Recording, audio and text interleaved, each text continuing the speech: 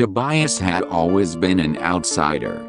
Born with a rare genetic disorder that left his skin as pale as alabaster and his eyes devoid of color, he had spent his life shunned by others. Children in his small, close-knit town would whisper tales of the ghost boy who haunted the woods, his mere presence striking fear into their hearts. But Tobias was not a monster.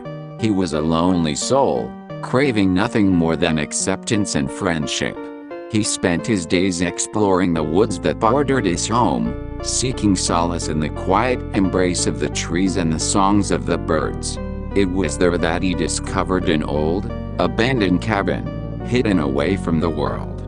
The cabin was a place of secrets, a haven where Tobias could escape the cruelty of the outside world. It became his sanctuary, a place where he could be himself without judgment. Inside, he found a diary, its pages filled with the writings of a girl named Lily, who had lived in the cabin many years before. As Tobias read Lily's words, he felt a strange connection to her, as though her spirit still lingered in the cabin. She had also been an outsider, misunderstood and isolated by the townsfolk. Her diary spoke of her dreams and hopes, of a world where she could be free from judgment and prejudice. But as he read on, Tobias came across a passage that sent a shiver down his spine.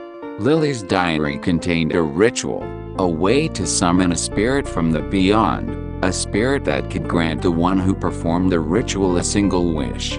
It was a dangerous and forbidden practice, one that had been used only by those who had nothing left to lose.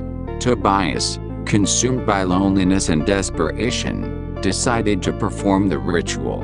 He had one wish, one chance to change his life and find the acceptance he had always longed for. With trembling hands, he followed the instructions in the diary, reciting the incantations and summoning the spirit. To his amazement, the spirit appeared before him, a wraith-like figure with a mournful face. It offered him a single wish, but with a warning: each wish came at a price. Tobias, blinded by his longing for acceptance, wished to be normal, to have the same chance at happiness as everyone else. The wish was granted, but as Tobias looked in the mirror, he realized the horrifying truth.